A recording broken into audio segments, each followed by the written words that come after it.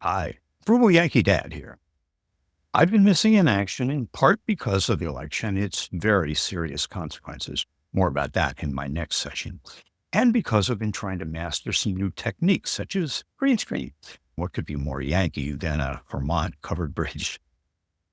I'm back with a real time exercise in frugality that I've been dealing with just in the last few weeks that will tell you a lot about how much I hate spending, my vanity, and how that can affect my frugality thinking and actions. And be interested to see if this applies to you as well. If you can penetrate the other personal stuff, I think that there's an important lesson about frugality that will emerge. Namely, that frugality isn't an absolute, but relative thinking and depending a lot on context makes it a real challenge for everyone. Now, if you look closely, you may think you see the ultra cool newest version of the Apple AirPod Pro Model 2s in my ears. Well, you're right. But what you also see is my new hearing aids. Because of some very cool new technology, the AirPod Pro Model 2s are the first earbuds ever approved by the FDA, not as full-fledged hearing aids, but as a new category of what they call hearing advancements for people with mild to moderate hearing loss. A little historical context. I worked for Apple for nearly a decade, but I never used my pretty hefty employee discount to buy the AirPods, let alone the more expensive Pro models. Why? I'm not an audiophile, and the wired earphones that used to come with the iPhone, or the cheap earbud knockoffs, made it possible to listen to NPR, which is really all I cared about. Meanwhile, hate to admit it, but I'm getting older. Several months ago, I finally realized I had some hearing loss that particularly made it hard for me to hear in a large group, noisy settings, or little children. After ignoring the issue for a while, I started to investigate hearing aids. Two problems came up. One was vanity. By my stereotypical standards, from when I was a little kid, if you wear hearing aids, you're automatically stigmatized. Oh, but I'm only 79. So if I get hearing aids, they've got to be the most invisible in the ear kind so that I won't be labeled, at least in my own life. I talked to enough people my age to understand that I'm not the only one who has to deal with that phobia about hearing aids. Now I realize we've got to get over the stereotypes and deal responsibly with the realities of aging. And the second factor is costs. Yikes. The full-fledged prescription hearing aids are great, but they can cost $3,500 to $7,000 from a trained audiologist. Now, in fairness, if you take that option, you're not only getting the very best devices, no question about that, but also what you get is the peace of mind that comes from dealing with a professional and having the hearing aids configured for your exact needs. Now, obviously, that comes at a hefty cost, but depending on your specific hearing loss, particularly if it's profound and if there are any special conditions, they really might be worth it and partially covered by your insurance to bring down the cost. So for some, the most expensive option really is, in the big picture, the frugal one. Even at Costco, which the Wall Street Journal recently recognized as the king of prescription hearing aids, they start at $1,500.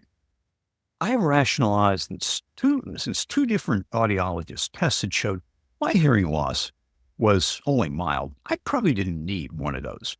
So the next category that did apply was the new one championed by our great Senator Elizabeth Warren, over-the-counter hearing aids that are specifically for those with mild to moderate hearing loss. But even here, they're usually $500. Good, but not cheap enough for the skin fund. Although I do have to say, since I finished researching this, I have found what looks like a really perfectly fine basic device, the Audion Atom. which is on sale right now for as little as $99. Worth considering. The lesson in this effort to find a lower price: don't get smug about your frugality research. You're almost guaranteed that as soon as you buy anything, you're going to find a better and cheaper one. So get over it. Just make your best efforts. And just at the point when I had been frankly overwhelmed by the options and the subjectivity of any choice, my stepson told me about the new firmware for the AirPod Pro 2s that won them the FDA approval. The guy who wouldn't buy the Pros for music ordered them the day the firmware was available. I ended my research at this point and had to laugh at my original judgment the AirPod Pros were just too expensive to justify buying. I sincerely thought at the time that they were too expensive because I could get a much cheaper alternative if my sole goal was to listen to news. Fast forward 4 years, and the equation changed totally because the devices and my needs had changed so much.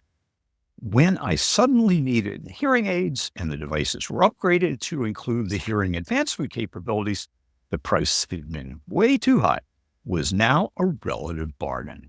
Incidentally, the AirPod Pro 2s are now as little as $150. Here's my aha moment for this one, and where I think it really may apply to a lot of us in a lot of different frugality decisions. My takeaway is that what is frugal is not constant, but it is constantly variable, depending on an ever-changing interplay of needs, features, and prices. The evaluation will be different for each of us, depending on our own unique weighing of resources and needs. And it's also really important for us to realize that we can't foresee the future, and we shouldn't second guess ourselves if that combination of factors changes in the future, even the next day. I wish I could give you a precise, enduring formula for deciding what's frugal. I can't.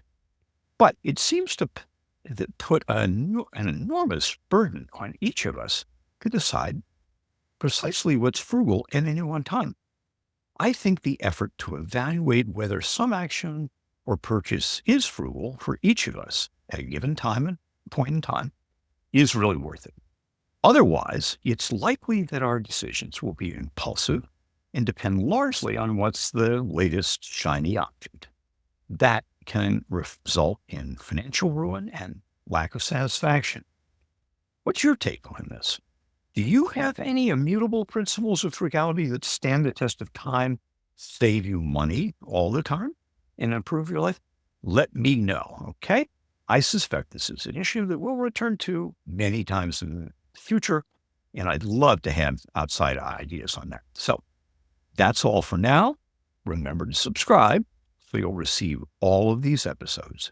Together, we can live better with less and maybe, just maybe, save the planet in the process. Bye for now.